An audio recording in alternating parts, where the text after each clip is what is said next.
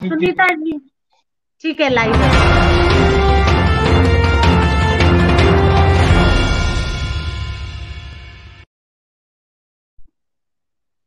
नमस्कार, 10 न्यूज के सभी दर्शकों को मेरा डॉक्टर संगीता शर्मा अधिकारी का प्यार भरा नमस्कार।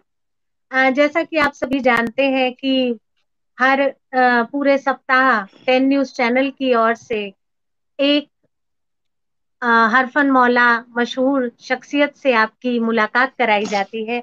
उसी क्रम में आज हमारे साथ हैं आदरणीय श्री किशोर श्रीवास्तव जी, जो न केवल लेखक हैं, कवि हैं, कलाकार हैं, गायक हैं, बल्कि मैं ये कहूं कि वो छोटा पैकेट बड़ा धमाका, मतलब हर फन मौला है। आप कोई ऐसी चीज जो छोड़ें तो वो प्रतिभा आदरणीय श्री किशोर श्रीवास्तव जी में है। और आज हम एक ऐसी ही शख्सियत से रूबरू होने जा रहे हैं। तो मैं आपका बहुत बहुत स्वागत करती हूँ आदरणीय किशोर श्रीवास्तव जी। जी नमस्कार, आपको भी नमस्कार। नमस्कार। 10 न्यूज चैनल में आपका हार्दिक अभिनंदन है। और आपके विषय में मतलब क्या कहें और क्या छोड़ें। जैसे कुछ भी कहना मानो सूरज को दिया दिखाना सापेक्ष है। सर की बहुत सारी लगभग 13 और 20 के करीब किताबें आ चुकी हैं। जैसा मैंने आपको बताया, साहित्य या कला की कोई भी ऐसी विधा नहीं है जिसमें उनकी दक्षता ना हो। इसके साथ साथ एक महत्वपूर्ण बात कि केंद्र सरकार में राजपत्रित अधिकारी के रूप में राजभाषा विभाग में उन्होंने एक बहुत लंबा समय अपने संगठन को दिया और बहुत ही अच्छी उनकी पारी रही। अभी सेवानिवृत्ति के पश्चात जो दूसरी पारी है वो भी उतनी ही जोरदार और धमाकेदार है, क्योंकि उनका व्यक्तित्व ही ऐसा विराट है कि वो जिस भी फील्ड में है अपने आप में वो बाकामयाब है। तो सर, आपका बहुत बहुत अभिनंदन है। जी जी और एक बहुत सारे जो सम्मान है उनमें सबसे जो महत्वपूर्ण सम्मान दर्शकों से मैं जरूर बताना चाहूंगी कि उत्तर प्रदेश संस्थान द्वारा जो आपको 51,000 रुपए का बाल साहित्य पुरस्कार सम्मान से सम्मानित किया गया। तो वो एक आपकी बहुत महती उपलब्धि है, उसके लिए आपको बहुत बहुत शुभकामनाएं। तो सर, आज बहुत सारे यूट्यूब चैनल पे 10 न्यूज के दर्शक और सभी आपको सुन देख रहे हैं।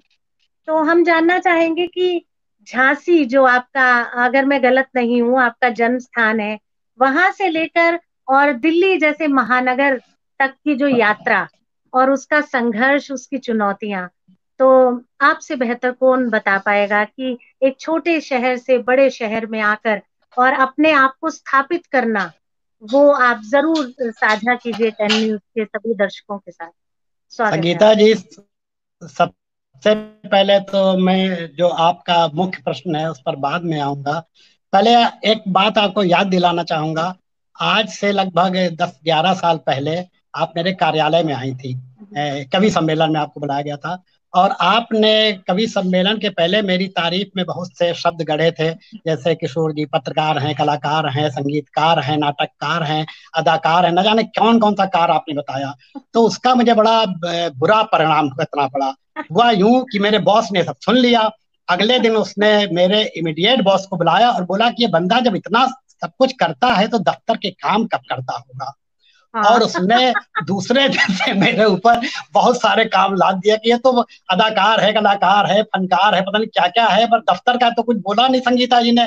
तो दफ्तर का भी जब से काम लिया गया है। तो कभी कभी इतनी तारीफ भारी पड़ जाती है। और आपने जैसा बताया कि मैं झांसी में पैदा हुआ, ऐसा नहीं है। मैं मूलतः बिहार में पैदा हुआ हूँ। मोहर मतलब बिहार के लगी है। उसके बाद मेरा बचपन बहराइच में बीता। बहुत गोल्डन बचपन था वो हमारा। जो मैं तब बहराइच में जो होश संभाला था, 8-10 साल का था। तो मैं बहुत सुरीली आवाज में गाता था, जैसा कि वहाँ के हमारे लोग जानते हैं, बताते हैं हमें टीचर जी जो भी संगीत के अध्यापक हैं। और वहाँ एक घंटा घर का मैदान हुआ करता था, बहुत बड़ा, जहाँ की 8-10 हजार की गैदरिंग होती थी। उसमें होली दिवाली जैसे अवसरों पर बहुत बड़े बड़े सांस्कृतिक कार्यक्रम होते थे। तो बिना मेरे कोई कार्यक्रम वहाँ होता नहीं था। जब भी कोई कार्यक्रम होता था वहाँ, तो आपको यकीन नहीं होगा, मार्केट बंद होने लगती थी कि आज बबुआ का प्रोग्राम है।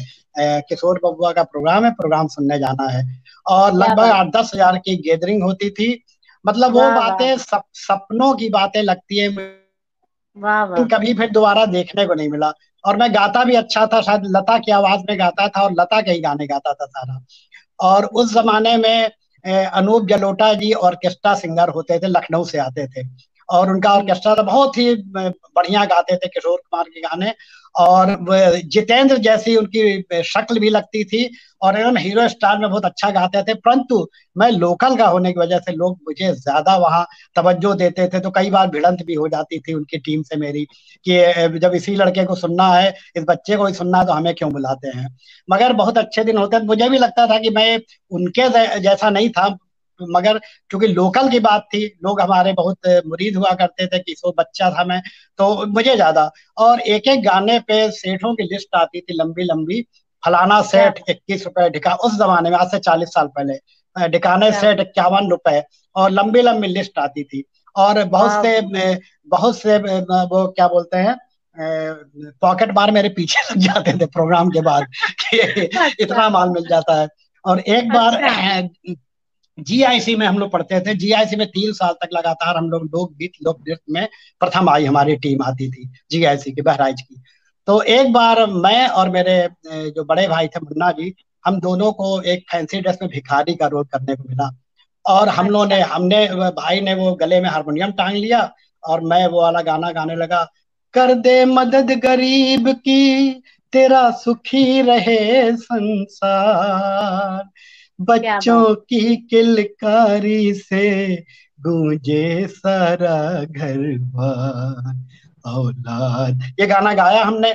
आपको यकीन नहीं होगा कि सिक्के सिक्के ऊपर से इतने फीके वहां पे कि हमारी कटोरी क्या भर बात। गई वाह पूरी वाह कटोरी वाह। भर गई। और भीख में ही उस समय, उस जमाने में कम से कम 200-250 रुपए भीख में हम लोग को मिले उस खाने पे, फैंसी ड्रेस क्या पे। बात। और अगले दिन फिर हमारे प्रिंसिपल साहब मुस्लिम थे, बहुत मानते थे मुझे, उन्होंने मुझे और संगीत अध्यापक जी को बुलाया, और उनको हल्की सी डांट लगाई कि आप बच्चों से ऐसे रोल क्यों कराते हैं, भिखारी वाले। लोग भीख दे रहे थे, ऐसा लग रहा था कि बच्चे वास्तव में भिखारी हों।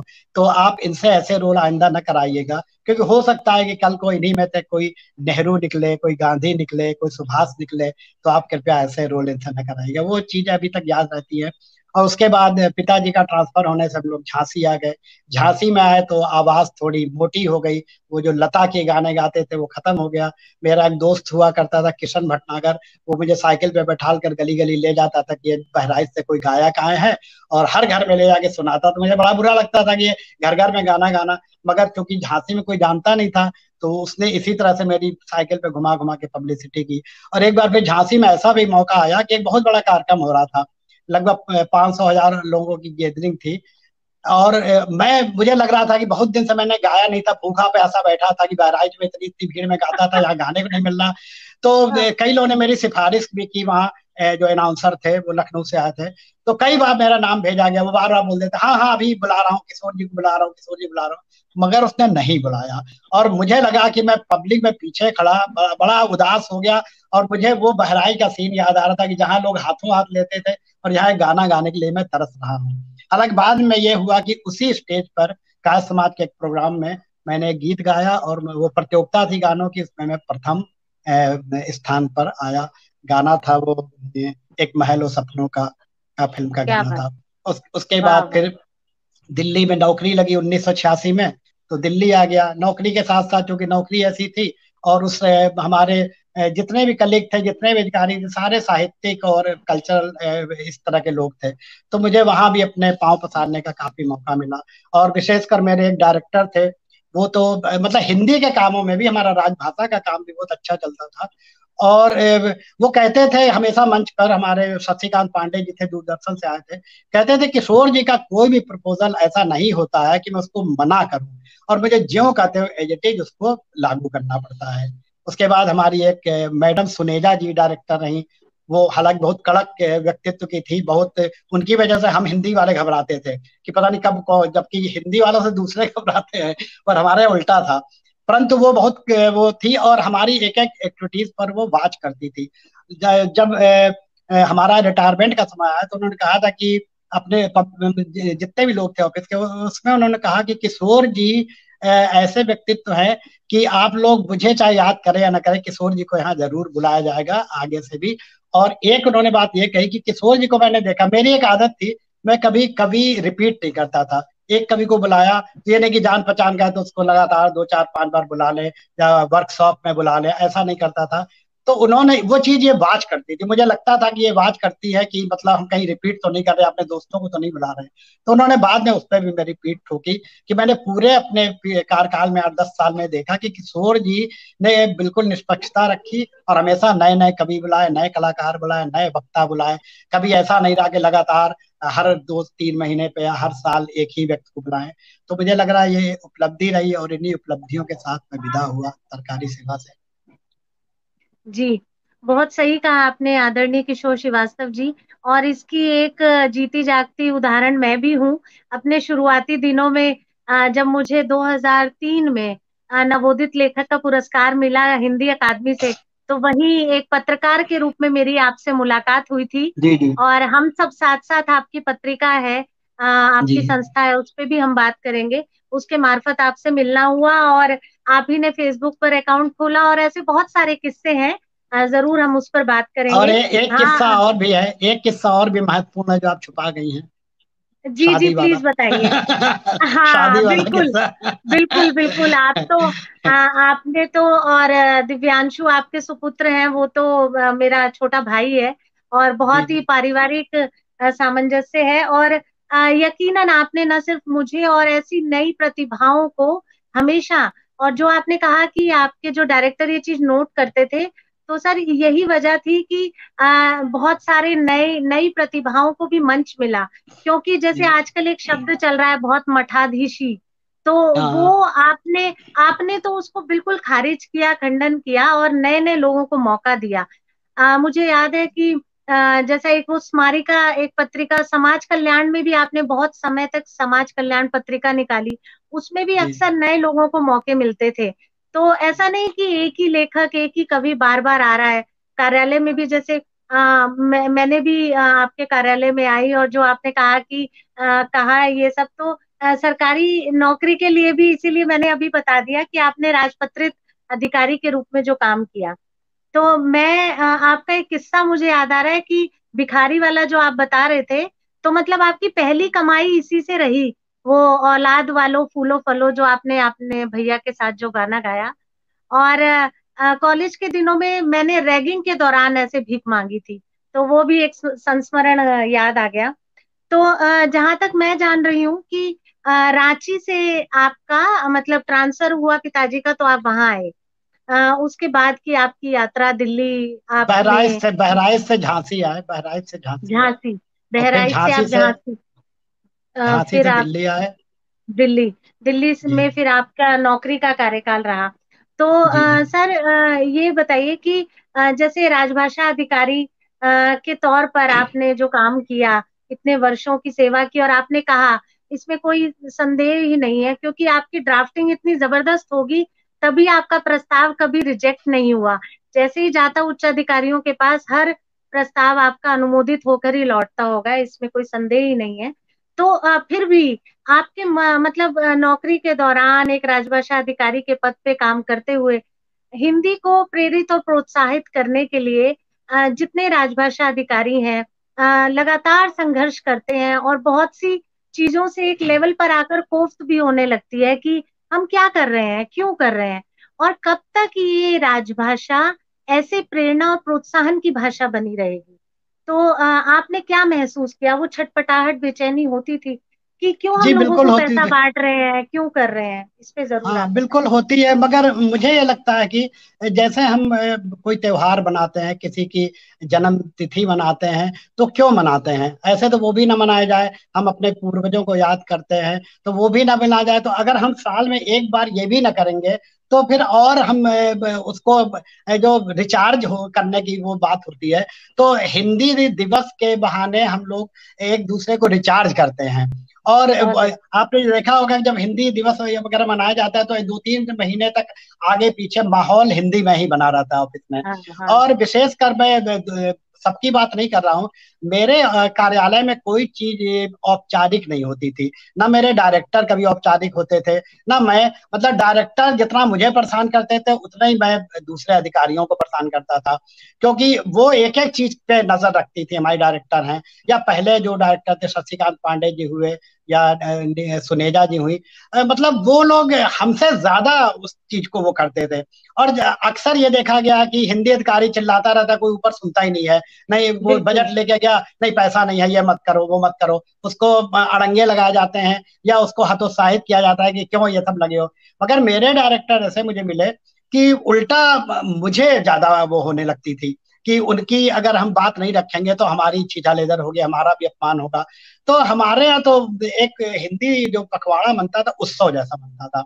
हमने एक पत्रिका भी शुरू की। पत्रिका हमारे पूरे मंत्रालय से कोई ऐसी पत्रिका नहीं निकलती थी पहले। हमारे यहाँ वैसे एग्रीकल्चर की, कृषि की बहुत सारी पत्रिका निकलती थी, लगभग मुझे लगता है 15-20 भाषाओं में निकलती थी जब मैं नया नया आया था। परंतु धीरे धीरे सब बंद होती गई और हिंदी अंग्रेजी की रह गई। परंतु हिंदी को लेकर पत्रिका हमने शुरू की, और वो जो हमारे शशिकांत पांडे जी थे, उन्होंने जैसे ही मेरा प्रस्ताव देखा कि भाई हमें पत्रिका निकालनी, उन्होंने तुरंत हाँ की। और तब से वो 2001-2 के करीब से पत्रिका निकलती गई, और बाद में पत्रिका बहुत सुंदर रूप में छपने लगी। अब आगे उसका क्या होगा, क्योंकि अब स्टाफ है नहीं ऑफिस में। एक हमारे बेचारे अकेले मेरे मित्र हैं अभिनंदन जी, वो अकेले पूरा देख रहे हैं। हम भी रिटायर हो गए, मेरे नीचे वाले भी 1-2 महीने बाद रिटायर हो गए। तो अब ये सब इंटरेस्ट पे चलता है। बहुत से मेरे लेखक मेरे आने के बाद समाज कल्याण से भी आया, तो बोले कि किशोर जी जब से आए वहां कोई चिट्ठी का जवाब नहीं देता, कोई फोन पे बात नहीं करता, कोई व्हाट्सएप मैसेज नहीं देखता। तो हमने कहा देखिए, मैं वहां नौकरी नहीं करता था, मैं खुद को जीता था वहां, और मैं अपने संपर्कों का मान रखता था। परंतु जो अगर मैं केवल अधिकारी होता, केवल एक संपादक होता, तो शायद मैं पर्सनल कांटेक्ट न रखता, मैं दूरी बनाए रखता। परंतु मेरे पर्सनल कॉन्टेक्ट्स भी उससे, और सबसे भाईचारे के रिश्ते थे। तो मैं रात में कोई 12 बजे भी फोन कर रहा, तो मैं, मुझे याद है कि एक पत्रिका को मैंने जब मुझे 12-1 बजे लोग फोन करते, मैंने किसी महिला संपादक को 7:30 बजे फोन कर दिया। तो उसने मुझे झाड़ दिया कि ये ऑफिस का टाइम है, आपने मुझे क्यों फोन किया। तो मैंने कहा भाई मैं तो 12-12 बजे तक सुनता हूँ। तो ले आप सुनते होंगे, हम लोग इतने पागल नहीं है। उसने ये शब्द कहे, और उसने डांट लगाई मेरी कि आंदा से आप मुझे ऑफिस आवर्स के बाद फोन नहीं करेंगे, मेरे ऑफिस के फोन पर करेंगे, मेरे पीए से बात करेंगे, वो मुझसे बात करवाएगा तो मैं आपसे बात करूंगी। जबकि मेरे यहाँ तो ये था, ये डायरेक्ट लोग बात करते थे, और पूरे टाइम में बिजी रहता था। फेसबुक पे भी मैं देता था कि ये पत्रिका निकल रही है, इसमें जिसको बिल्कुल। लिखना हो लिखे। व्हाट्सएप पे भी देता था। तो मैं प्रचार प्रसार करता था, ये नहीं कि मुट्ठी भर लोगों को लिया और छाप दिया और खत्म कर दिया। तो मैं पर्सनल इंटरेस्ट लेता था, तो इसलिए थोड़ा अच्छा भी रहा। जी, बहराइच नहीं गए, ये हाँ, दुर्भाग्य डॉक्टर रहा कि, डॉक्टर सविता सिंह हैं, वो कह रही है कि जी अभी जी जी, बहराइच जाते हैं या जाना बस बंद हो गया है। दुर्भाग्य रहा सविता जी कि बहराइच कभी जा नहीं पाए। एक बार गए थे शादी में, तो वो भी चलते फिरते। परंतु मुझे बहुत समय तक ऐसे सपने रात में बेचैन करते थे कि मैं बहुत भीड़ में मैं पीछे खड़ा हूँ, और घंटा घर के मैदान में प्रोग्राम हो रहा, और मुझे कोई वहां नाम नहीं बोल रहा है, और मैं छटपटा रहा हूँ लोगों से, कह रहा हूँ भाई मेरा, मुझे भी तो बुलाओ, मैं भी यहाँ गाता था। तो मगर वो मुझे छटपटाहट हमेशा सपनों में दिखाई पड़ती है, जो कि दोबारा मिलना मुश्किल है। क्योंकि वो 10,000 की गैदरिंग, और आजकल तो 100-200 लोग भी हो जाए तो बहुत ज्यादा हो जाता है। अगर ऐसे जी। कार्यक्रम, चाहे कवि सम्मेलन हो, चाहे गाने के कार्यक्रम हो, तो वैसे और ये नौकरी के बहुत साथ। बड़ जी। जी, किशोर जी, ये बहुत बड़ी बात है कि शुरुआती दौर में इतने हजारों की संख्या में आपको लोग सुनने आते थे, और जी इतनी भीड़ को संबोधित करना, उसके बीच उसी दमखम, उसी आत्मविश्वास के साथ बोलना, ये वाकई में जी एक हरफन मौला कलाकार ही कर सकता है, जिसके आप धनी हैं, इसमें कोई दो राय नहीं। और जी, जैसा कि आपने कहा कि विजिलेंट जो सीनियर ऑफिसर होते हैं, मैं भी इस बात से मार्फत रखती हूँ कि उनका विजिलेंट होना बहुत जरूरी है। और बिल्कुल ऊपर बिल्कुल से ही पानी बहता है। अगर वो बिल्कुल। प्रेरित करेंगे, तो हिंदी अधिकारी प्रस्ताव तो तैयार करेगा, और वो लोग उसको क्लियर करें, और ऊपर से उन लोगों का मतलब सहयोग हमेशा मिलता रहे, और वो आपको मिला, इसलिए आप इतना जी सब काम कर पाए। और ये बिल्कुल, मुझे हमने कोई अड़चन सबने, नहीं आई कभी भी। हाँ, बहुत अच्छा। जी और इसीलिए जी सर हमेशा पत्रिकाओं की मैं बात कर रही थी, उसी पे आती हूँ कि समाज कल्याण पत्रिका भी जो आप निकालते थे, और आपके संगठन से भी एक पत्रिका निकलती थी, उनमें आपको पत्रिका के लिए सामग्री उस दौरान वो पत्रिका भी जब हाथों में जाती थी तो विषय का वैविध्य तो मिलता ही था, उसके साथ साथ लेखकों का भी वैविध्य मिलता था। कभी बिल्कुल। ऐसा हमने नहीं देखा कि एक ही कवि या एक ही लेखक बार बार छप रहा है। जैसे लोग कहते हैं कि छपास की राजनीति है, गुट बने हुए हैं, अगर आपने उस गुट में उनका समर्थन नहीं किया तो आपको निकाल बाहर करेंगे।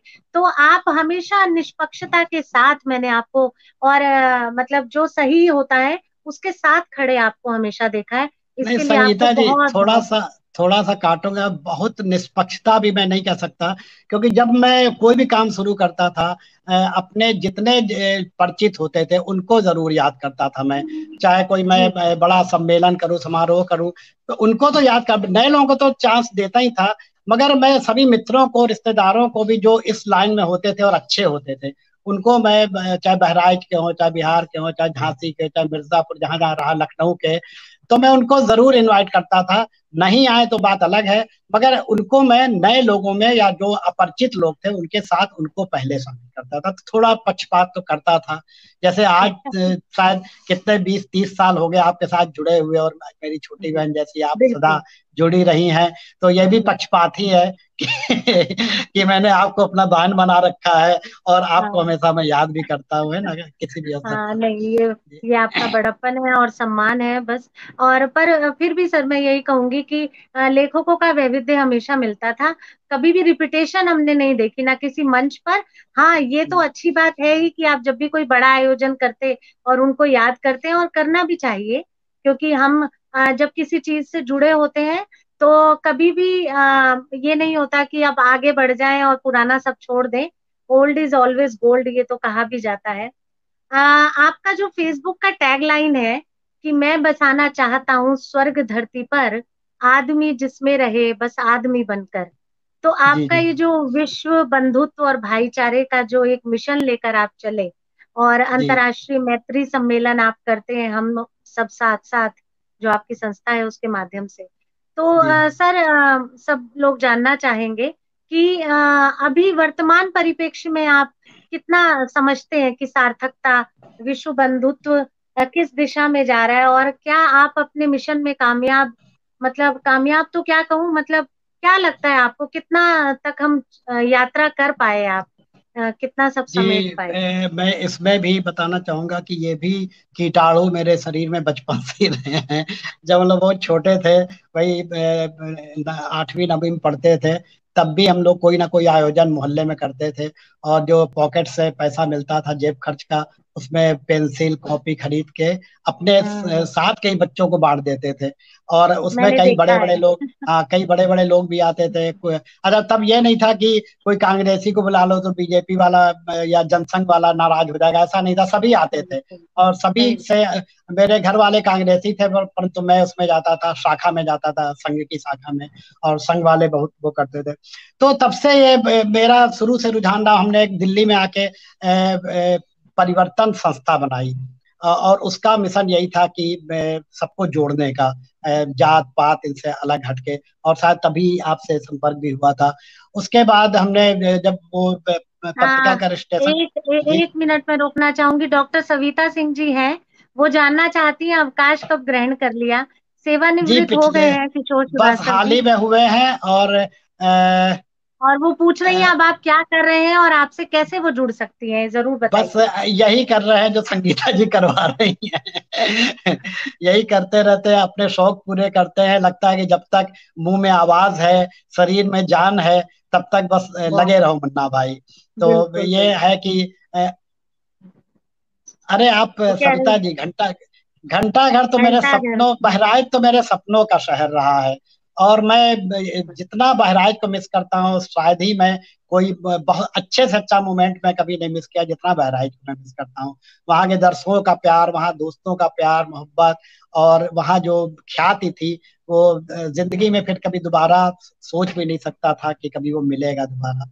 तो आपने जो बताया अच्छा। जी कि जी जी जी जी जी आपने जो सविता जी। बताया कि आप पैसे जोड़कर पेंसिल और रबड़ वो सब बांटना हाँ 15 अगस्त पे, वो मैंने खुद भी जी देखा है। आप दिल्ली में ही आने के वक्त बहुत साल पहले, शायद वर्ष 2003 या 4 में, उस तरफ कहीं रहते थे, समयपुर बादली से आगे कराला, एग्जैक्ट कराला में। गांव, कराला कराला, गांव।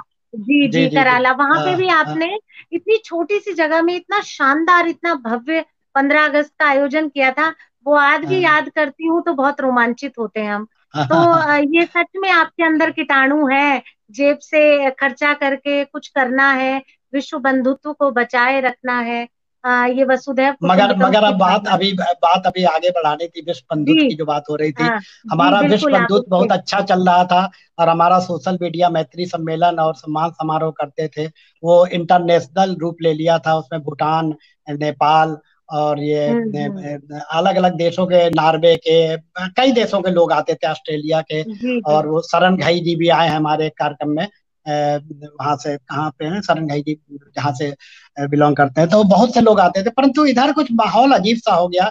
और ये विशेषकर ये जात पात तो छोड़ो, धर्म की राजनीति और न जाने क्या क्या, कि मैंने महसूस किया कि पिछले लगभग कुछ सालों में ऐसा हो गया कि बहुत से हमने अच्छे अच्छे मित्र खो दिए। हम मित्रता के मामले में बहुत हम क्रेजी रहे हैं, और हमेशा संभाल कर रखने वाले रहे हैं। अगर कोई बुरा भी व्यवहार कर दे, या गलती से कुछ वो हो जाए, तो मैं उसको पकड़ता हूँ। मतलब मेरा दावा रहता था कि मेरा कोई दुश्मन नहीं हो सकता, और सारे लोग मेरे दोस्त ही रहे। इसका मुझ हाँ पे हाँ। गुमान था। परंतु अभी हाल ही में ऐसा हुआ कि अभी हाल ही का एक किस्सा है कि मोदी जी ने रमजान पर मुसलमानों को बधाई दी थी। मैंने भी मोदी जी का वो लेकर नीचे उस पे बधाई दे दी। अब मेरा बधाई देना क्या था कि मेरे एक आध मित्र ऐसे हो गए, और गाली गलौज की भाषा शुरू हो गई, और ये वो फलाना ठिकाना, मैं तुम्हें देख लूंगा, तुम मुसलमानों को क्यों करते हो। तो मुझे अजीब लगा कि क्या अब हम लोगों को एक दूसरे को दोस्ती करने के लिए क्या किसी से पूछना पड़ेगा, या कुछ लिखने के लिए पूछना पड़ेगा, भैया मैं लिखूं या ना लिखूं, उसको नमस्ते करूं या ना करूं, उसको दुश्मनी करूं या इससे दोस्ती करूं। तो अजीब सा माहौल हो गया। और इस तरह से मैंने देखा कि मतलब हाल के वर्षों में जो 30-30 साल के लोग सजो कर मैंने रखते थे, वो इन सब बातों में छिटक के हो गए। कभी बीजेपी को लेकर, कभी कांग्रेस को लेकर। हम लोग तो देखिए, आप हैं, हम लोग तो न्यूट्रल लोग हैं। जो अच्छा लगता है वो अच्छा है, जो बुरा लगता है बुरा है। परंतु बिल्कुल आजकल ये जमाना आ गया कि हम आपके मुंह से अपनी आवाज निकालने की कोशिश करने लगे हैं हम लोग, कि हम जो सही। बोले वो आपकी भाषा बोले। तो ये अजीब सा माहौल हो गया, और इससे दुखी ये होता है कि मेरा गुमान टूट गया कि कोई मुझे ब्लॉक नहीं करता, कोई मुझे अनफ्रेंड नहीं करता, कर सकता। और या मैं किसी को नहीं कर सकता, मैंने भी बहुत लोगों को ब्लॉक किया, अनफ्रेंड किया। तो निश्चय ही विश्व बंधुत्व को इससे ठेस तो लगती है कि कहाँ हम विश्व बंधुत्व का सपना देख रहे हैं, कहाँ हम अपने ही देश में टुकड़ों में बट जा रहे हैं। तो थोड़ा सा अटपटा लगता है ना। बिल्कुल सही बात है, पर मुझे लगता है ये भी अनुभव है। अनुभव हाँ, अनुभव है हमेशा जी, बिल्कुल। हमेशा अच्छे हों जरूरी नहीं है। और उनका भी गुमान आभार टूटना भी जो, चाहिए। बिल्कुल, और उनका जी। भी आभार जो साथ यात्रा करें, और उनका भी आभार जो साथ छोड़ के चले जाएं। चलिए। तो शाहीन बाग का जब किस्सा हुआ, और अभी कोरोना के समय में भी मजदूरों पे बात हुई, भीड़ की बात हुई, तो मैंने भी बहुत खंडन किया। तो जैसा आपने कहा कि गुमान नहीं होना चाहिए अपने पे कि ब्लॉक कर सकते हैं, तो मुझे भी कईयों ने ब्लॉक किया, हमने भी ब्लॉक किया। जी तो जी। ये सिलसिला चलता रहता है और चलता रहना चाहिए। हम इस श्रृंखला को आगे बढ़ाते हैं। सर, आपने पत्रिकाओं पे मैं जरूर जानना चाहूंगी, क्योंकि मैं भी एक संस्था से भी जुड़ी हूँ, समाज सेवा का काम कर रही हूँ। तो हम भी जी एक पत्रिका निकालते हैं, पुस्तक निकालने के भी प्रयास रहते हैं। उसमें सबसे बड़ी चुनौती मतलब हर कार्य में ही आती है, खैर, पैसा। होत ना जी आज्ञा बिल्कुल। बिन पैसारे। तो जी जी जी मतलब एक तो पैसे का जो चैलेंज, जो सरकारी पत्रिकाएं हैं वो तो चलिए जी आपको मिलता है संगठन की जी ओर जी से। पर जी आपने जी खुद से जो अपनी संस्था की पत्रिका निकाल रहे हैं, एक तो जी जी आप इस पे जरूर बताइएगा, मॉनिटरिंग फंडिंग के लिए कैसे आपके चैलेंजेस रहे। और जी दूसरा, संपादक के रूप में निष्पक्षता कैसे बनाए रखते थे कि खूब धड़ाधड़ सामग्री आ रही है, पर अब किसका छापे, किसको आइडेंटिफाई करें। तो वो सारी देखिए, चुनौतियां जरूर आप बताइए। सबसे पहले तो मैं निष्पक्षता पे ही बताऊंगा कि जी ऐसा कुछ नहीं है कि एकदम संपादक निष्पक्ष होता है। हम जब शुरू शुरू में लिखना शुरू किया था, कार्टून बनाना शुरू किया था, तो मुझे लगता था कि यार मैं इतनी मेहनत करता हूँ और वो संपादक के खेत सहित वापस आ जाता है, तो बड़ा दुखी होता है। परंतु उस जमाने में संपादक संवाद भी रखते थे। एक बार शीला झुंझुनवाला जी थी हाँ जो बिल्कुल। हिंदुस्तान की संपादक थी, मैं उसमें कार्टून भेजता था, हमेशा कार्टून जी वापस आ जाते थे जवाबी लिफाफे के जी साथ। मैंने एक बार गुस्से में उनको लिखा कि ये बताइए, मैं इतनी मेहनत करता, हालांकि मैं उतना अच्छा बनाता नहीं था कार्टून, ये मैं नहीं कह रहा बहुत अच्छा बनाता था, शुरू शुरू की जी बात है। जी तो मैंने उनको गुस्से में पत्र लिखा कि आप लोग का क्या रवैया है, मैं इतनी मेहनत से बनाता हूँ और आपके यहाँ से बैरंग वापस आ जाता है। तो आजकल अगर मैं ये लिखता तो कोई संपादक पढ़ता भी नहीं मेरा पत्र। मगर उस समय सही। उनका जवाब आया मेरे पास कि श्रीवास्तव जी, मुझे खेद है कि आपके कार्टून अच्छे होने पर भी सामयिक संदर्भों में वो पिछड़ जाते हैं, क्योंकि उस समय ईमेल का तो जमाना था नहीं। हम लोग आज कोई घटना घटी उस पर बना के भेजते थे तो 7-8 दिन बाद पहुंचता था दिल्ली झांसी से। तो ओ वो सामयिक तो रहता नहीं था। और जी जो जी हिंदुस्तान, साप्ताहिक हिंदुस्तान है, वो तो अपने टाइम पर छपता था। तो जो वहां बैठा कार्टूनिस्ट था वो तो आज बनाया उसने कल छप गया। मेरा जी कार्टून उनके जी पास लगभग हफ्ते भर बाद जाता था, फिर वो अंक निकला या सही। नहीं। तो उन्होंने ये मुझे समझाया था कि इस वजह से आपके कार्टून रह जाते हैं कि कार्टून का कॉन्सेप्ट अच्छा रहता है, परंतु यहाँ आते आते उसका विषय पुराना हो जाता है। तो अच्छा लगा। मगर मुझे लगता था कि बहुत सी पत्रिकाओं में मैं छपा। समाज कल्याण में मेरे प्रदीप पद जी थे जिन्होंने मुझे स्ट्रिप बनाने का मौका दिया, कार्टून स्ट्रिप पहली बार। तो मुझे बहुत उत्साह हुआ। दैनिक जागरण में मुझे पॉकेट कार्टून डेली बनाने का मौका मिला। दैनिक सन्मार्ग में मैं झांसी से कार्टून बनाकर भेजता था डेली, और डेली उसमें छपता था, चाहे पुराना भी हो जाए विषय, मगर उसमें लगातार छपता था। तो ये मेरी थोड़ी सी इनकम हो जाती, जब बेरोजगार था तो गा लेता था या ये सब लिखता था। तो उस समय भी लोग ये सब करते थे। और कई बार मैं सोचता था कि कभी मैं संपादक बनूंगा तो किसी लेखक को इतना नहीं उसको जलील करूंगा कि कभी उसको छापू ही नहीं। कुछ तो लिख रहा वो, अगर कुछ भी क्या लिख रहा बात। हम थोड़ा सा उसको चेंज कर दे या थोड़ा और अच्छा बना के छाप दे तो क्या जी बिगड़ जाएगा। बहुत तो ये अच्छी। संपादक कैसे हृदयहीन लोग हैं, जो अगर मैं 100 रचनाएं भेजी उन्होंने एक भी नहीं स्वीकृत की, तो मुझे लगता था ऐसा तो कूड़ा नहीं लिखता हूँ, जबकि बहुत जगह छपती भी थी। तो कुछ पत्रिकाएं ऐसी थी जिसमें कभी नहीं छपा मैं। तो मुझे हमेशा मलाल रहता था कि भाई, अगर संपादक को देखना चाहिए कि कोई बच्चा भेज रहा है 10वीं 12वीं का और लगातार भेज रहा है, उसको प्रोत्साहन दे दो कि वो टूटे नहीं, बिल्कुल। उसका एक छाप दो भाई, थोड़ा सही करके छाप दो, या उसको एक सलाह दे दो कि भाई इसमें ऐसा कर दीजिए। तो ये सब चीजें मेरे दिमाग में थी। तो जब मैं खुद संपादक बना तो मैंने इन सब चीजों का ध्यान रखा, और बहुत से ऐसे लोगों को भी छापा जो शायद उतना अच्छा नहीं लिखते थे या नहीं मुझे पसंद आती थी, परंतु जब वो बार बार भेजते थे तो मैं सोचता था अगर मैंने एकदम इनको निराश कर दिया और नहीं छापूंगा तो ये टूट जाएंगे और लिखना खत्म हो जाएगा इनका। तो मैं इनको छापता था थोड़ा वो सुधार करके। जहां तक मॉनिटरिंग की बात है, मैंने जीवन में यह महसूस किया कि मैंने बहुत से काम ऐसे किए हैं जिसमें मुझे जेब से पैसे लगाना पड़ा है, परंतु मुझे उसमें इंटरेस्ट था तो मैंने वो काम किया। बहुत से ऐसे काम मैंने छोड़े जिसमें मुझे इंटरेस्ट नहीं था मगर पैसा मिलना था, परंतु इंटरेस्ट ही नहीं था तो मैंने उसको किया नहीं। तो क्या बात। जो हम ये सोचते थे कि बहुत से लोग शराब सिगरेट पीते हैं, गलत कामों में पैसे खर्च करते हैं, तो वो भी तो अय्यासी में खर्च करते हैं ना। तो मेरा तो ये संपादन या लेखन या अय्यासी है, अगर इसमें लग रहा है तो ये तो एक सही जगह लग रहा है ना। तो मैंने पत्रिका, और शुरू में देखिए पैसा बचाने के लिए हम लोग हाथ से पत्रिका लिखते थे। पूरी पूरी पत्रिका 32 पेज की हाथ से लिखते थे बटर पेपर पेपर पे। तो सस्ते में छपती थी तो पैसा बचता था। और जब हम सब क्या। साथ साथ शुरू की तो उसमें हमने और हमारी पत्नी शशि श्रीवास्तव ने दोनों मिलकर पूरी पत्रिका करते थे। जिससे दूसरे को पैसा देंगे तो हमारा कहाँ से उतना पैसा आएगा। तो दोनों मिलके वो टाइप करती थी, मैं पेज मेकिंग करता था। और कभी लिफाफा चिपका रहे हैं, कभी पत्रिका भेजने के लिए टिकट चिपका रहे हैं, फिर पोस्ट ऑफिस जा रहे हैं, 50-50 पत्रिकाएं लाद लाद के ले जा रहे, कभी वो जाती थी कभी हम जाते थे, अलग अलग बॉक्स में डाल के आते थे। कई बार तो क्या। मेरे घर कोई आ जाता था, देखता था पूरी पत्रिकाएं बिखरी पड़ी है, तो जी। बोलता था श्रीवास्तव जी बड़ी कमाई हो रही होगी आपकी इसमें। हाँ, हाँ, तो हाँ, मैं कहता था भैया जेब का लगता है। तो बोले नहीं भाई, काश भाई हो, काश भाई कभी जेब से लगा के तो कोई काम करेगा नहीं, जरूर कहीं से मिल रहा होगा। तो ये भी सुनना हाँ, पड़ता था। ऐसे ही सही बात। गाजियाबाद में हम लोग बाल क्लब चलाते थे, बच्चों को अपनी जेब से पिक्चर दिखाने ले जाते थे घुमाने, तब भी लोग यही कहते थे काश के बच्चे हो, कभी फ्री में तो कुछ करोगे नहीं, जरूर गवर्नमेंट से कोई एड मिल रहा होगा तुम्हें तगड़ा सा इसलिए करते हो तुम का। तो ये बहुत सुनने सही को बात। मिलता था। परंतु हमने यही सोचा था कि अगर हमने अपनी तनख्वाह, क्योंकि गवर्नमेंट की अच्छी नौकरी थी, पैसों की कोई इतनी दिक्कत नहीं थी। विशेषकर पांचवें छठे पे कमीशन तक तो कोई दिक्कत थी, उसके पहले थोड़ी रहती थी कि तनख्वाह उतनी नहीं होती थी। परंतु इतना हो जाता था कि हम उसमें से अगर 8-10 हजार लगा लेते थे, थोड़ा कुछ मित्रों से मदद मिल जाती थी तो कर लेते थे। ऐसे ही सोशल मीडिया मैत्री सम्मेलन में शुरू कर देता था, पैसों की परवाह नहीं करता था। घर में डांट भी पड़ती थी, भैया तुम इसमें क्यों लुटा रहे हो। बच्चा कहता था मुझे तो देते नहीं और प्रोग्राम में पैसे खर्च कर देते हो, पत्रिका में खर्च कर देते हो। पत्नी की भी अक्सर रहती थी। परंतु फिर लोग जुड़ते गए और बहुत से सहयोगी ऐसे भी जुड़े जो अब हमें हर साल वो लोग जितना मैं खर्च करता हूँ उतना वो भी मदद करते हैं। तो हमारी पत्रिका भी निकल जाती है इसमें और हमारा कार्यक्रम भी हो जाता है। तो बस यही है क्या कि थोड़ा बहुत यही सोचते हैं कि पान बीड़ी शराब सिगरेट नहीं पीते, नहीं खाते, तो यही कर लेते हैं। ये भी एक हमारा व्यसन है तो इसी पे पैसा लगा ले रहे हैं, है ना।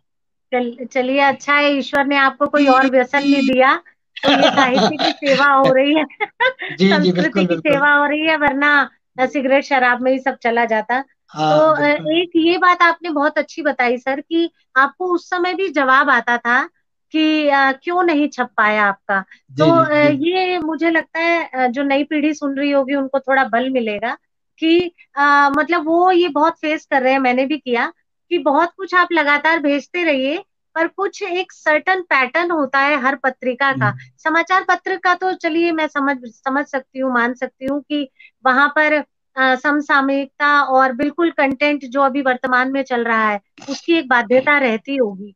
पर पत्रिका में संपादक चाहे तो स्थान दे सकता है लेखक को, बिल्कुल पर बिल्कुल वहां सही पर बात है। भी, हाँ, पर वहां पर भी वो एक गुटबाजी रहती है जो महसूस करते हैं सभी लोग, किया होगा कमोवेश सभी लोग करते हैं कि मतलब आप पत्रिका को, फिर वो कहेंगे आप पत्रिका को पढ़िए, देखिए किस कलेवर की, किस टेस्ट की है, उसी हिसाब से आप लिखिए। मतलब जैसा वो चाहते हैं वैसा आपकी कलम बोले तो आप वहां पर छपेंगे, अदरवाइज आपको कोई स्थान नहीं दिया मगर जाएगा। उसमें भी ऐसा नहीं था कि बिल्कुल छपे ही। मैंने तो मेरा ये हर पत्रिका में एक बार जरूर छपूंगा और खूब मेहनत करता था। परंतु एक दो पत्रिका ऐसी रही गई जिन्होंने कभी नहीं छपा मुझे, लिखते रह गए। मगर साप्ताहिक हिंदुस्तान में जब ये राजेंद्र अवस्थी जी थे, कोई जान पहचान नहीं थी, खूब छापा उन्होंने, अच्छे अच्छे लेख छापे, कादम्बनी में भी छापा उन्होंने, पराग, नंदन, चंपक, सब में खूब छपा। परंतु कुछ ढीठ पत्रकार हाँ संपादक ऐसे थे जिन्होंने ना जी तो जी। ना, उन्होंने छापा नहीं और मेरा वो भ्रम तोड़ दिया कि मैं सब जगह छप के दिखाऊंगा। सर और सर संगीता जिनके जी आपने आजकल तो, नाम, जी जी, जी जी कहिए। संगीता जी आजकल का तो आप माहौल जानती हैं कि अब इस उम्र में कहीं रचना भेजते हैं किसी नई जगह तो संपादक का पहले आता है कि मेंबर बनिए या डोनेशन हाँ दीजिए। तो हम कहते हैं भाई हम ये डोनेशन दे देंगे तो हम छपेंगे नहीं, क्योंकि हम फिर डोनेशन देंगे तो लगेगा कि डोनेशन की वजह से छप रहे हैं। तो सही ये बात। भाई शर्त रहती है कि भाई हम पैसा क्यों दे के छपे। और हम सही बात। पचकाती हम सब साथ साथ, उसमें भी मैं उस समय 50 और 100 रुपए लेखकों को दे रचनाओं पर, जी जी कि जी जब जी हम सब जी पे खर्च कर रहे हैं तो उस पे भी थोड़ा सा हो जाए, 200-400 रुपए उस पे भी दे दे तो क्या दिक्कत है। तो जी वो भी बिल्कुल आप अच्छा, देते थे। ये मैं भी है संगीता जी, आपने ये भी महसूस किया होगा कि अगर आप कोई पत्रिका पैसा नहीं देती तो वो तो छाप देगी, और जो पैसा देने वाले लोग हैं वो नाच नखरे ज्यादा करते हैं, वो फिर वो जी अपने जी अपने लोगों को छापना ये सब ज्यादा होता है आजकल। जी जी जी बिल्कुल। तो जैसे आपने कहा कि कुछ के नाम बताए जो छाप देते थे, और कुछ जो उनके बारे में मेरा भी अच्छा अनुभव रहा, और जितने भी नाम आपने लिए उसमें सब वो छापते हैं वाकई में। पर जो कुछ ढीठ जो आप बता रहे थे, तो सर मतलब डरना क्या, उनके भी नाम थोड़े आप जाहिर कर दीजिए। नहीं, वो आजकल मेरे बहुत अच्छे मित्र भी हैं, वो लोग परिचित भी है, तो नाम मैं सोचता हूँ कि अच्छी चीजों का नाम लेना ज्यादा अच्छा है। बुरे लोग अगर कोई चलिए सुनेंगे तो ठीक अपने है। आप ही समझ जाएंगे, या हो सकता है याद भी ना हो, हाँ क्योंकि ये 25-30-35 साल पुरानी बातें हैं, तो हाँ। इसलिए। और वैसे भी आपका तो जो मूल मंत्र है, मैत्री भाईचारा भी निभाना है हमें, तो जी जी उस जी पे भी जी जी हमें जी। दृढ़ रहना है। हाँ, तो मगर मैं प्रदीप पंत जी का नाम लूंगा। दैनिक जागरण के यशोवर्धन गुप्त जी हैं, और उनके पिताजी थे जो वो लोग ने बहुत मुझे प्रोत्साहन दिया, उनकी वजह से ही मेरी नौकरी भी समझ लीजिए, इसी लेखन की वजह से वेटेज ज्यादा मिला मेरी नौकरी में। बहुत जब मैं बढ़िया, नौकरी में बहुत इंटरव्यू बढ़िया। देने गया तो कार्टून देख के मेरे जो इंटरव्यू ले रहे थे एकदम से उछल से गए, अरे आप कार्टूनिस्ट वाह, भी हैं। फिर मैंने उस समय क्या बात। काफी कार्टून जनसत्ता, नवभारत टाइम्स में छपे थे, मैंने दिखाए तो बहुत खुश हुए।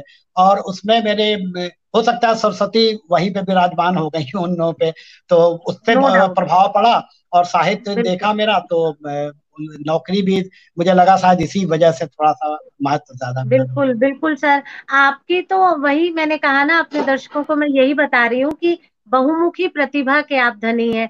मतलब लेखक, कवि और आर्टिस्ट हैं आप, मिमिक्री आर्टिस्ट भी, और हास्य व्यंग मंचों पे प्रस्तुत करना, और उसके साथ साथ जो आप बता रहे हैं कि कार्टूनिस्ट, ये भी हर किसी में ये सिफत नहीं होती कि कार्टून इतने अच्छे और इतने समसामयिक कार्टून होते हैं।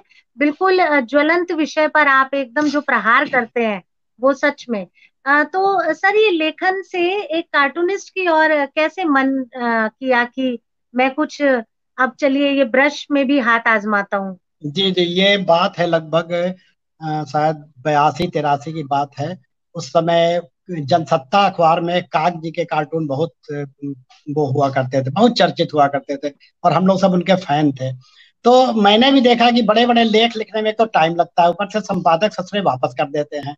तो हम क्यों ना कोई छोटी छोटी चीजें बनाएं जिससे समय भी कम लगे और जल्दी बन जाए, तो उसका कुछ और थोड़ा प्रभाव भी पड़ता है। उस समय कार्टून का काफी मतलब अच्छा स्कोप था। तो काग जी की देखा देखी मैंने उन्हीं के नकल मार मार के कार्टून बनाना सीखा। एक दो मेरे मित्र थे झांसी के ही जो जागरण में कार्टूनिस्ट थे, उन्होंने भी थोड़ा गाइड किया, और तभी मेरी लगभग 83-84 में एक प्रदर्शनी लगी थी, कार्टून प्रदर्शनी झांसी में। उसके बाद ललितपुर में लगी, आपको विश्वास नहीं हुआ कि उस समय वो टिकट से प्रदर्शनी लगी थी मेरी। आजकल तो कोई फ्री में न देखने आता है, मगर फिर मैंने वहीं पे अपनी एक कार्टून प्रदर्शनी की सीरीज बनाई, लगभग 100 कार्टून पोस्टर बनाए खरी खरी नाम से, जो आज तक हम लगाते रहे। अब तो खैर इतना बिल्कुल लगता नहीं है, बहुत बिल्कुल। से कम इस तरह के आयोजन होते ही नहीं है, मगर मैंने लगातार कम से कम 100-150 जगह उसका प्रदर्शन किया। तो हाँ मुझे बिल्कुल। काग जी की देखा देखी ही मैंने उनसे पूछा कि मैं आपकी नकल मारता हूँ, बुरा तो नहीं लगता? बोले नहीं नहीं, कोई बात नहीं, कार्टूनिस्ट होना कोई बुरी बात नहीं, आप बनाइए। तो मैंने उनको गुरु मान लिया, और उनकी देख देख के ही बनाता रहा थोड़ा बहुत। और जब इत्तेफाक ये है कि जब मैं बिल्कुल नहीं बना पाता था, वो उल्टा पुल्टा बनाता था, तब मैं ज्यादा फेमस था इस कार्टून लाइन में, क्योंकि बहुत बनाता था, डेली जो मैटर मिलता था। और चूंकि नौकरी थी नहीं, पॉलिटिकल कार्टून बनाने में आनंद आता था। तब ये भी नहीं था कि यार कांग्रेस की बुराई करेंगे तो कांग्रेसी आके मारेंगे पीटेंगे, ये भी डर नहीं होता था। तो बेखौफ बनाते थे, और सत्ता के खिलाफ ही बनाते थे कार्टून। तो सनमार्ग में, दैनिक जागरण में खूब छपने लगा, और उससे मेरी इनकम भी होती थी। उस जमाने में भी एक कार्टून के 10-15 रुपए मिलते थे, तो महीने का अगर 2-3 जगह लगातार 30-30 कार्टून छपे तो मेरी अच्छी खासी पॉकेट मनी आ जाती थी। और थोड़ा बहुत बहुत गाता अच्छा। वगैरह था, तो कॉमेडी गाना, इनसे भी थोड़ा पैसा मिल जाता था। मगर ये था, नौकरी तो नौकरी है ना, तो बिल्कुल नौकरी करनी बिल्कुल सर, बिल्कुल पड़ेगी। बिल्कुल। मैं नौकरी पे ही आ रही थी, अगला प्रश्न मेरे मन में बड़ी जिज्ञासा है ये जानने की, क्योंकि अक्सर मुझसे भी पूछा जाता है, तो आपसे प्रेरणा मिलेगी कि सर, सरकारी नौकरी में रहते हुए इतना कुछ आपने किया, सच में। सबसे पहले तो आपको उसके लिए बहुत बहुत मेरे मन में आपके प्रति बहुत सम्मान है, और आपको बहुत जी बहुत बधाई है कि आपने इतनी पुस्तकें लिखी, लगातार आप अपनी संस्था के लिए समाज सेवा में सक्रिय हैं, आप गाने इतने बेहतरीन गाते हैं, लगातार आपकी वीडियोस यूट्यूब चैनल पर, फेसबुक पर, इंस्टा पर हम देखते हैं।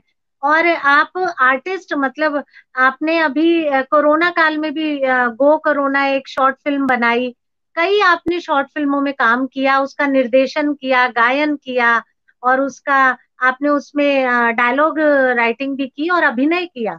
तो सर, ये फिल्मों तक की यात्रा और सरकारी नौकरी करते हुए कैसे समय निकाला आपने ये सब करने के लिए, देखिए, वो सबसे तो जरूर बड़ी आप बात, बताएं।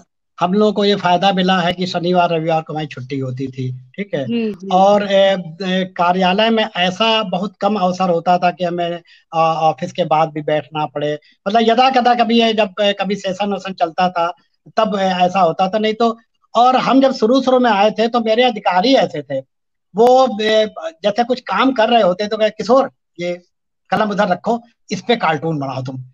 तो क्या बात, वो क्या बात। मतलब इस तरह से प्रोत्साहित करते, किशोर जी इस पे कविता लिखो यार, ये छोड़ो बाद में कर वाह, लेना, सरकारी काम तो होता रहे, बाद में कर लेना। क्या बात तो है, क्या जब बात ऐसे अधिकारी मिले, तो फिर बेखौफ होके, हालांकि मैं नियम कानून का बड़ा बंधा हुआ था। मैं है। सैटरडे वाह संडे वाह के वाह। अलावा पूरे मतलब नौकरी काल में मैं शायद ही ऐसा अवसर हुआ हो जो मैं किसी कभी सम्मेलन में वर्किंग आवर्स में गया हूँ। सरकारी कोई कार्यक्रम होता था तो जाता था, क्योंकि ऑफिस से परमिशन मिलती थी उसके लिए, किसी बिल्कुल के बिल्कुल। दूसरे ऑफिस में तो चला जाता था। परंतु मैं सैटरडे संडे के अलावा या शाम को भी बहुत मुश्किल होता था, क्योंकि घर जाओ फिर वहां से कार्यक्रम में जाओ, तो ना मैं संगीत के कार्यक्रमों में जा पाता था, ना कवि कवि सम्मेलन में। इससे मेरा धंधा भी मंदा पड़ा काफी सारा। मगर यह कि प्रोत्साहन ऑफिस में मुझे पूरा मिलता था। और शायद ही कोई ऐसा कार्यक्रम, मेरे आईएएस अधिकारी थी, मेरे मेरे मेरे एक वहाँ के कहीं के थे, तो वो खुद बहुत अच्छे सिंगर थे। तो जब जब इतना बड़ा बॉस सिंगर होगा और वो प्रोत्साहित करेगा, तो किसी मेला होता था तो मुझे ही चार्ज दिया जाता था सांस्कृतिक कार्यक्रम का, सारा किशोर जी संभालेंगे। एंकरिंग करनी हो तो किशोर जी, दफ्तर में किसी की विदाई हो, किसी का आना हो, किसी की मृत्यु हो, सब में किशोर जी को खड़ा कर दिया जाता था बोलने के लिए। और कई बार मेरा मन नहीं भी होता था, कभी किसी अवस्था में दुखी होता था या बीमारी होती थी तो मन नहीं होता था, परंतु घर वाले, वो ऑफिस वाले कहते थे नहीं किशोर जी आप करोगे, मुझे विश्वास है, सो मस्ट गो ऑन वाली किस्सा हो जाता था। तो मुझे क्या बहुत बात है, प्रोत्साहन वाह। मिला। शायद ही कोई ऐसा अवसर हो जब मुझे ऑफिस में इग्नोर किया गया, ऐसा कभी हुआ नहीं, वैसे इग्नोर करने वाली बात नहीं है। तो सारा हिंदी के अलावा सारा चार्ज मेरे पास था। तो जब प्रोत्साहन देने वाले अधिकारी अगर ऊपर बैठे हों, तो ये तो सभी जानते हैं कि जब सरकारी काम होता था तो सख्त भी हो जाते थे। एक बार मैंने अपने डायरेक्टर से बिल्कुल। कहा कि सर वैसे तो आप बड़ी मीठा मीठा बोलते हो, और कभी कभी तो आप इतना उबलने लगते हो। तो बोले किशोर जी मैं मीठा मीठा तब बोलता हूँ जब आपको एज ए कलाकार ट्रीट करता हूँ, और जब मैं आपको एम्प्लॉय ट्रीट करता हूँ, तो जब कोई काम देर से होता नहीं होता तो मैं अफसर बन जाता हूँ आपका। तो वो कहते थे कि ये कुर्सी का प्रभाव है, जब आपके साथ बैठते हैं तो इसमें आपको बुरा नहीं लगना चाहिए, क्योंकि हमें भी ऊपर जवाबदेही रहती है। अगर आपके यहाँ से कोई काम देर से हो, नहीं हो पाए समय पर, तो उसके लिए जवाबदेही हमारी होती है। जो हमें डांट पड़ती है तो मैं आपको भी गियर में जी लेते जी हैं। बिल्कुल तो बिल्कुल। मगर हमें बहुत प्रोत्साहन मिला, कभी हमें ऐसा, सारे अधिकारी मुझे बहुत अच्छे मिले। कभी एक आध कोई ऐसा हुआ होगा जिसने इसको ना पसंद किया होगा, वैसे ऐसा तो था नहीं। वैसे बहुत लोग हम देखते हैं, कई सरकारी हमारे मित्र हैं जो बेचारे ऑफिस में अगर टाइम भी मिलता है तो छुप छुप के लिखते हैं, क्योंकि कोई देख न ले उनको लिखते हुए पढ़ते हुए। चाहे आप ताश खेल लें ऑफिस में बैठ के दिन भर, गप्पे लगा लें, कुछ और खेल लें, मगर आप लिखने बैठेंगे तो 10 लोगों की नजर, ये तो साला लिखता ही रहता है ना, इसको काम क्या है, ये तो जब देखो तब लिखता रहता है। तो ये छवि बन जाती है कि दफ्तर के काम तो करते नहीं था और लिखते रहते। मगर मेरे यहाँ ऐसा नहीं था। मेरे यहाँ लंच में अगर मैं, अधिकारी लोग आ जाते थे बैठ जाते थे, तो वो टिप्स भी देते थे, किशोर जी इस पे कार्टून बनाइएगा, किशोर अब की ये क्या गाना बात। इस संडे, सैटरडे संडे में एक गाना गाता था फेसबुक सोशल मीडिया पे, तो बताते थे इस हफ्ते किशोर जी ये वाला गाना गाइएगा तो बड़ा मजा वाह आएगा। वाह तो वाह इस तरह का माहौल मिला तो मुझे कोई ऐसी दिक्कत नहीं आई। वाह, बहुत अच्छा। ये प्रेरणा और प्रोत्साहन ही है जो कलाकार को ऊर्जा देता रहता है। और बिल्कुल यही बिल्कुल कारण होगा कि आप इतनी सारी मतलब नौकरी के दौरान इतनी सारी किताबें लिख सके, पुस्तकों पे काम किया, आपको बाल साहित्य का पुरस्कार मिला, और आप गायकी, शॉर्ट फिल्म और बहुत कुछ आप लगातार करते रहे, क्योंकि आपके अधिकारियों का और आपके आसपास भी जो माहौल रहा सब प्रेरित करते बिल्कुल रहिए। बिल्कुल बिल्कुल मैं तो आपसे कहूंगी मुझे आप बहुत प्रेरणा मिलती है, आपसे बहुत अरे प्रेरणा नहीं मिलती है। सही बताता हूँ, नहीं कभी कभी नहीं हिम्मत हारता हूँ और आपकी जहाँ वीडियो देखता हूँ तो फिर से हिम्मत बढ़ जाती है। बीच में कोरोना हाँ काल में बहुत निराशा का वातावरण भी रहा, और बहुत ऐसा लगा कि अब जिंदगी तो खत्म हो गई, शायद घर में बैठे बैठे ही हो सकता है हम लोग निकल जाए। तो जब आपकी वीडियो देखते थी, उसमें आपकी परेशानियों के बीच में भी आपको हंसता मुस्कुराता था। आपके ऑफिस की हमें कंडीशन मालूम थी, कई बार ऐसे हम लोग भी समझाते थे संगीता जी अपना ध्यान रखिए, उसके बीच भी आप खुशी के अवसर जो ढूंढती थी, तो उससे हम लोग को बहुत प्रेरणा मिलती थी। और आप तो हर फन मौला खुद ही हैं, तो फिर दूसरा तो फिर आपके बदले की भावना से वो भी कुछ ना कुछ करेगा ही। जी, बस आपने इतना सम्मान दिया इसके लिए आभारी हूँ। और मुझे बस यही लगता है कि हम लोग अपना तिनका तिनका भर भी प्रयास करते रहें तो बिल्कुल बहुत बिल्कुल। कुछ कर सकते हैं। और मनुष्य का एक ही जन्म मिला है तो इसकी सार्थकता हर किसी को करनी देखिए चाहिए। संगीता जी आपने देखा होगा, सरकारी लोगों को आपने देखा है कि सैटरडे संडे दिन भर सोते ही रहते हैं वो। बहुत से ऐसे बिल्कुल लोग हैं, मेरे बिल्कुल। दोस्त हैं, वो कहते हैं भैया हम तो 5 दिन में मेहनत करते हैं, नौकरी करते हैं, 2 दिन तो हम केवल आराम करते हैं। वो कहीं नहीं जी जी आते जी। जाते हैं, या ऑफिस के बाद भी वो आराम ही करते हैं, या इन सब चक्करों में नहीं पड़ते। परंतु हम लोग तो हमेशा सक्रिय रहते हैं, नींद में भी हम लोग चलते ही फिरते रहते हैं। कभी रात बस में 12-1 बजे सही। नींद खुल गई, कोई 2 लाइन याद आ गई तो मोबाइल में नोट करने लेते हैं कि सुबह उठेंगे तो भूल जाएंगे। तो हम क्या लोग बात तो है, पूरे अरे समय सक्रिय रहते हैं, और इसी वजह से शायद सही जिंदा भी बात। हैं और जिंदा दिली से भी अपना बिल्कुल काम करते बिल्कुल रहते हैं ना। बिल्कुल। जी और मुझे लगता है ये सभी के साथ होता होगा कि रात में अचानक उठे और दो पंक्तियां जी याद आई और सुबह अगर उठे तो ये विस्मृत हो जाएंगी, फटाफट नोट डाउन कर लो। और मेरे साथ जी तो जी अक्सर हुआ कि मैं कभी मेट्रो में सफर कर रही हूँ, जब अभी 2018 में मुंबई से वापस लौटी तो मायका क्योंकि नांगलोई है और मेट्रो से आती थी, तो मुझे जी। याद है मैं स्टेशन पर रुक कर दो पंक्तियां कि घर जाके कविता पूरी कर लूंगी, फिलहाल हाँ। इसको नोट डाउन कर लूं। तो जी सही जी जी बात है, ये क्षणिक होते हैं जो अनुभव आते हैं। और मुझे लगता है कि जैसा भी वक्त रहे उनका भी धन्यवाद, जैसे मैंने अभी कहा था, क्योंकि वो हमारे कविता के और लेख के विषय बन जाते हैं। बहुत जी कुछ बिल्कुल देखे बिल्कुल। जाते हैं। मैं मेरे साथ जो समय रहा, मैंने बहुत सारे व्यंग्य लिखे, बड़ा आनंद मिलता है उस व्यंग्य में। जी जी अपनी बिल्कुल सारी बिल्कुल। मैं बात कह देती हूँ। बाकी हाँ सब इतने अच्छे सब साथी हैं, सबसे कहा जाता है। तो मैं ये जानना चाहूंगी और हमारे दर्शक भी जरूर जानना चाहेंगे कि आप इतनी सारी विधाओं के पारंगत हैं, उसके बावजूद आपने कला को अपना जीवन यापन का साधन क्यों नहीं बनाया? मतलब एक जी जी जी राजभाषा अधिकारी, आपने कभी सोचा कि मैं कलाकार के रूप में फिल्म इंडस्ट्री में जाता हूँ, बॉम्बे जाके स्ट्रगल करूं या कुछ भी ऐसा? जी जी जी। पहली बात तो पारंगत शब्द मैं नहीं स्वीकार करूंगा, क्योंकि पारंगत तो मैं नहीं हूँ। हाँ ये है कि हर चीज में टांग जरूर अड़ाया मैंने, क्योंकि मैं जब किशोरावस्था में था तो मुझे लगता था कि मैं हर चीज करूँ। और उस समय कमाने का वो था कि मतलब कि कमाने के लिए मैं गाना भी गा लूं, कार्टून भी बना लूं, मिमिक्री भी कर लूं, तो मैं सब कुछ सीखने की कोशिश करता था। और जब मैं उसी किशोरावस्था या युवावस्था में जब मैं कमाई करके गाना गाता था तो थोड़ा बहुत पैसा मिलता था, कार्टून बनाया तो थोड़ा मिल गया। परंतु कई बार ऐसा होता था पैसे की जरूरत रहती थी और हम लोग डाकिए का इंतजार करते रहते थे, मनी ऑर्डर आ रहा जी कि नहीं आ रहा कि नहीं आ रहा। तो मुझे ये लगा कि यार ऐसे अगर जिंदगी में चला तो पता चला चूल्हा तो पता लगा कितने दिन वो तवा चढ़ा है और मनी ऑर्डर का इंतजार हो रहा है कि अब मनी सही ऑर्डर बात। आएगा तो रोटी बनेगी। रोटी तो खाएंगे, हाँ। अच्छा, बचपन में जब मैं बहराइच में था तो वहाँ एक साधना हीरोइन जो थी, उनकी एक मौसी, जैसा मुझे याद है, मौसी हुआ करती थी, डॉक्टर भवनानी के नाम से उनका क्लिनिक था। तो वो भी जानती थी मुझे कि बच्चा बहुत अच्छा गाता है। तो जब उनके क्लिनिक में कभी सर्दी जुकाम के जाते थे तो वो मतलब प्यार से कहती थी कि इस बच्चे को हमें दे दो, मैं मुंबई भेज देती हूँ, ये कलाकार बनेगा। और जब बहराइच से झांसी ट्रांसफर हुआ तो बहराइच में ये हल्ला हुआ कि अब तो किशोर मुंबई पहुंच गया सीधे, क्योंकि झांसी मुंबई से थोड़ा नजदीक था, बहराइच दूर था। तो सबके दिमाग में यह था अब तो किशोरवा गया, किशोरवा मुंबई में गया, अब तो हीरो बन गया किशोरवा, अब तो गायक बन गया।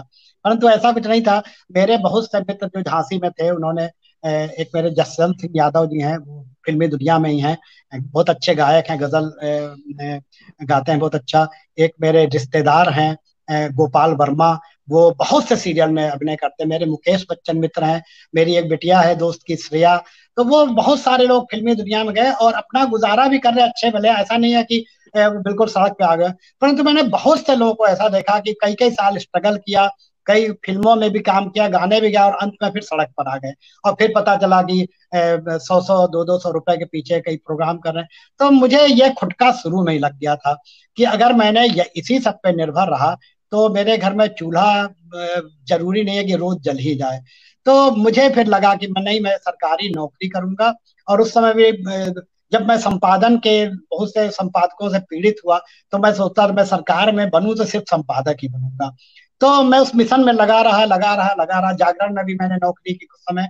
परंतु मैं इतना योग्य नहीं था, बहुत पढ़ने में तेज नहीं था, परंतु जिजीविषा इच्छा शक्ति बहुत थी। और एक बिल्कुल मतलब जुट जाता था कि मुझे नौकरी करनी है नहीं हाउ। तो मैं लगा रहता था और ऊपर वाले ने सुनी तो नौकरी मिल गई। तो मैंने यही सोचा था कि भाई साइड में सब करूंगा। बेशक ठीक है मैं बहुत बड़ा कलाकार नहीं बन पाया, फिल्मी दुनिया में नहीं जा पाया, कोई हो सकता है वहां जाते सफल होते ना होते उसका कोई गारंटी तो रहती नहीं है।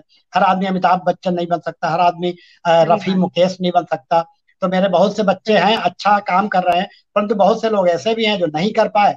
तो उनकी दशा देख के मुझे यही लगा कि नहीं, मुझे नौकरी करनी चाहिए। और इत्तेफाक से नौकरी, जैसे आप जान ही रही, हम लोग की छुट्टी वाली नौकरी थी 2 दिन की। तो नौकरी बिल्कुल। में रहते हुए भी अपने शौक तो पूरे किए, बेशक वो पूरे प्रोफेशन। किए जा सकते। और जब नौकरी में आ गया तो मैंने, जो पहले ये था कि बिना पैसे के मैं लिखता नहीं था, बिना पैसे के मैं स्टेज प्रोग्राम नहीं करता था, फिर नौकरी के आने के बाद मुझे लगा कि कहीं से तो मुझे मिल ही रहा है। तो मैंने फिर वो अपना चोला उतार दिया कि जहाँ मिल गया ठीक है, नहीं मिला तो कोई ऐसा नहीं है कि हम उसके पीछे कभी सम्मेलन में न जाएं, या गाना गाने न जाएं, या कोई कार्यक्रम न करें, या लिखे नहीं, सबको मदद करते हैं। और अब कोई ऐसा ख्वाहिश नहीं है कि भाई पैसा मिलेगा तभी करेंगे, क्योंकि गवर्नमेंट ने इतना पैसा दिया हम लोगों को, तो वहां जो समय बचता था उसी में से तो ये काम करते थे हम लोग, है ना। तो जी इसलिए मैंने बिल्कुल, फिर इसको थोड़ा सा अवॉइड किया। बहुत सही कहा आपने। और मैं व्यक्तिगत रूप से भी कुछ ऐसे बहुत बड़े नाम जानती हूँ जो मंचीय कवि हैं, जो सरकारी नौकरी छोड़कर गए कि हाँ हमें ऐसे सिर्फ सिर्फ और सिर्फ यही करना है। और अभी जी जी कोरोना काल में, ईश्वर ना करे कभी किसी के साथ ऐसा हो, पर जी कभी जी भी कुछ भी हो सकता है, तो वो बिल्कुल एक सही स्थिति बात है। में आज हम हैं। संगीता जी, तो एक एक एक किस्सा आपको बताना चाहूंगा। मेरे जी ऑफिस में एक आर्टिस्ट हुआ करते, बहुत अच्छे आर्टिस्ट। तो वो जमाना जब मैं आया नहीं था, उसके पहले थे। तो उस समय उनकी मतलब कलाकारी इतनी चलती थी, इतनी चलती थी, उन्होंने नौकरी में गए ही नहीं वो। पता चला कि कहीं डेपुटेशन पे गए, वहीं से लौट के घर बैठ गए, नौकरी में गए नहीं। और उसके बाद ये कंप्यूटर का युग ऐसा आया कि उनका सारा कलाकारी, सारी कलाकारी धरी रह गई। फिर वो ऑफिस में आए, मुझसे किसी तरह मिले, किसी ने मेरा परिचय कराया। बोले किशोर जी, मैं यहाँ ऐसे ऐसे 5-6 साल का गैप हो गया, मुझे फिर से करवा दीजिए, क्योंकि मैं आजकल खाने को भी मोहताज हूँ। उन्होंने ये शब्द कहे मुझे। और जबकि एक बताइए। जमाने में वो इसी वजह से उन्होंने नौकरी छोड़ी थी कि मुझे मतलब इतना ज्यादा उनके पास पैसा था, इतना ज्यादा उनकी कलाकारी चलती थी। मगर वो नौकरी तो एक बार छूट गई तो कहाँ मिलनी होती है, ऐसा मिला नहीं उनको। बिल्कुल और फिर वो रह गए। मगर वो उनकी मुफलिसी मैंने देखी। तो मुझे लगता है कि ऐसा खौफनाक डिसीजन लोगों को नहीं लेना चाहिए। नौकरी में रह के भी हम इतना शौक पूरा कर लेते हैं। अब लोग, सही हम बात है। रिटायर है फिर भी अपना शौक तो पूरा कर ही रहे हैं ना, है ना। सही बात है, सही बात। ये बात ठीक है कि बेचैनी होती है कि छोड़ दिया जाए, पर फिर भी एक गलत निर्णय होगा। हाँ जी जी नौकरी, जी आप अपने शौक को कभी भी परवान चढ़ा सकते हैं। जैसे हम छोटे थे तो मुझे डांस का बहुत शौक था। अब तो खैर शरीर से इतना नहीं हो पाता। तो तब पिताजी को कहा कि कथक सीखने का बहुत मन है। उन्होंने कहा किसी तरह पढ़ो और सरकारी नौकरी लो पहले, उसके बाद बिटिया हाँ, सारी उम्र पड़ी है शौक पूरा सही करने के बात है, लिए। हाँ, तो सही वही बात है। एक ध्येय को अपनाया, और अपने बच्चों को भी यही सिखाती हूँ कि कोई भी काम करो पर उसमें अपना 100 से भी ऊपर का दो, ताकि बिल्कुल, उसमें हाँ। अव्वल निकलो। तो और हमारी समय का सारी कोई ये, भरोसा नहीं रहता है। समय का बिल्कुल कोई भरोसा बिल्कुल, नहीं रहता। अब जैसे समय का कोरोना कोई काल आ भरोसा, गया, जो प्रोफेशनल कवि थे, साहित्यकार थे, बेचारे इस समय किस हालत में हैं, आप सोच बिल्कुल सकती हैं, सर, है कि नहीं। जी बिल्कुल जी बिल्कुल। मेरे तो हस्बैंड प्राइवेट नौकरी में है, तो मैं तो घर में ही दो रूप देखती हूँ। जी बहुत सारे मेरे मित्र हैं जो इंजीनियर हैं, बहुत अच्छे सॉफ्टवेयर इंजीनियर हैं, बेरोजगार बैठे हैं, नौकरी नहीं जी है। वो लोग इतने बिल्कुल अवसाद ग्रसित हो गए हैं, नेगेटिविटी की ओर जा रहे हैं। उन लोगों का मोटिवेशन करना पड़ता है, बताना पड़ता है। तो बिल्कुल ये ऐसा हार्श डिसीजन कभी नहीं लेना चाहिए। नौकरी कीजिए, शौक तो साइड बाय साइड, छुट्टी के 2 दिन चलिए सरकारी व्यक्ति को मिल जाते हैं। और वैसे मुझे लगता है शौक पूरा जिसको करना होता है ना, उसके लिए दिन और रात कोई मायने नहीं रखती। बिल्कुल सही जब बात है, सही बात। लिखने का कीड़ा आता है तो सारी सारी रात एक कविता पे कलम चलती है। तो जी बिल्कुल। वो ना करने के 100 बहाने और करने के 1000 कोशिशें, ये होता है। और मैं एक, जैसा आपने बात की कंप्यूटर आने पे उनकी मतलब काफी चीजें खत्म हो गई, उसी से जुड़ा एक प्रश्न मेरे मन में आ रहा है कि इंटरनेट का वक्त है, चुटकी दबाते ही बहुत सारी चीजें हम अपने समक्ष पाते हैं, और बहुत सारी सुविधाएं हमें मिल जाती है। इंटरनेट के फायदे भी हैं, नुकसान भी हैं। यंग जनरेशन, जैसे जियो आया तो फ्री भी दिया। वो कहते हैं ना, चाय की जब भारतीयों को आदत लगानी थी, पहले फ्री में हम्म चाय पिलाई गई।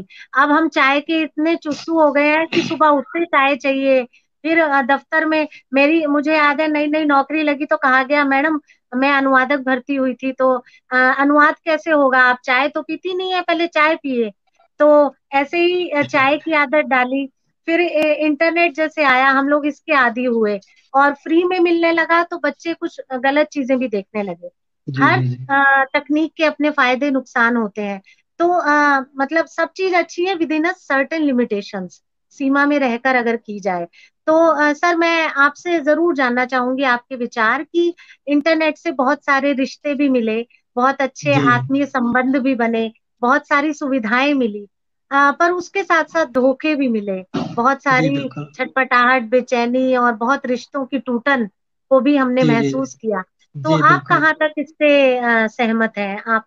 क्या कहना देखिए, चाहेंगे? आजकल एक तो क्या है कि इंटरनेट बहुत अच्छा माध्यम है, अगर उसका सदुपयोग किया जाए। हर चीज का सदुपयोग दुरुपयोग के हिसाब से उसका जी होता है। परंतु मुझे जी तो ये लगता है कि हम लोग एक ऐसे समुंदर में हैं जहाँ जहरीले कीड़े भी हैं और फ्रूटफुल चीजें भी हैं। बिल्कुल। तो उसी में हम लोग को जीना है। बहुत लोग कहते हैं छोड़ दो, बहुत सब फेसबुक, मैं फेसबुक छोड़ रहा हूँ, मैं फेसबुक छोड़ रही हूँ। तो ऐसा नहीं है, दुनिया ही ऐसी है। परंतु मेरे साथ भी एक दो बहुत खतरनाक अनुभव हुए।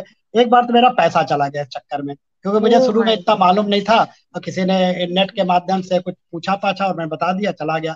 परंतु मैं वहां भी भिड़ा रहा, और अंत में मैं अपना पैसा लेके ही मैं माना उसमें। अभी हाल ही में कुछ दिन पहले मेरा कंप्यूटर बंद पड़ा था लगभग 6 महीने से।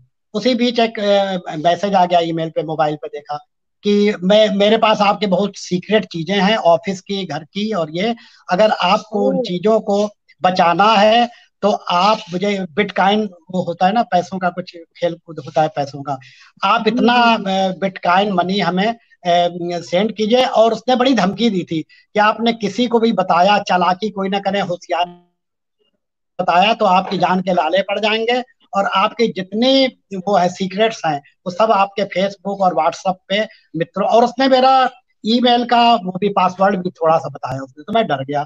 परंतु फिर मैंने एक दो दिन तो मुझे नींद नहीं आई, मैंने कहा क्या सीक्रेट हो सकता है, ये ऑफिस में मैं क्या करता था, घर में क्या, मेरा कंप्यूटर वैसे ही बंद पड़ा है, तो मैंने ऐसा क्या किया। तो मैं थोड़ा डरा, मगर जब एक दो दिन बाद हिम्मत आई तो मैंने उसको बड़ा गंदा जवाब दिया, और मैंने उसको डांट फटकार के जवाब दिया। परंतु मुझे एक बार मुझे मेरे मोबाइल में दिक्कत हुई, और कुछ वायरस या हैंग या जो भी समस्या आई हो, उससे मुझे बड़ी विषम परिस्थिति का सामना भी करना पड़ा। तो मुझे एक अपना नंबर बंद भी करवाना पड़ा। तो ऐसे है, आजकल बहुत से वैसे मैसेज आते हैं कि किसी के नाम से पैसे मांगने लगते हैं लोग, कि मैं उसी के अकाउंट से, और आप ही के अकाउंट से कोई मैसेज आएगा, कोई लिंक आएगा, और आप खोलेंगे तो पता लगा मोबाइल में पूरा वायरस घुस जाता है। ऐसा भी हो गया है। तो इससे थोड़ा बचने की, थोड़ा समझ सूझबूझ की जरूरत है। जो हम लोग कलाकार हैं या दुनिया भर के नए नए ऐप यूज करते हैं, उनको यूज करने से पहले थोड़ा उसकी स्टडी जरूरी है कि भाई ये सही है गलत है, या किसी से राय लेना जरूरी है। अब तो मेरे पास कोई भी लिंक आता है और उसमें कुछ नाम हम नहीं लिखा होता, तो मैं पूछता हूँ भैया किस लिए भेजा है, क्या है। जब वो बताता है कि ये मेरा गाने का है, उसका पूरा वो भेजता है, तब मैं उसको क्लिक करता हूँ, नहीं तो क्लिक भी नहीं करता मैं। तो अब हम लोग देखिए इतने एक्सपर्ट नहीं है इस चीज में, कब कहाँ फंस जाए कोई किसी चीज में तो पता भी नहीं रहता है। पैसे भी चले जाते हैं, और मान प्रतिष्ठा भी जाती है, कुछ भी हो सकता है। तो धोखे बहुत हैं।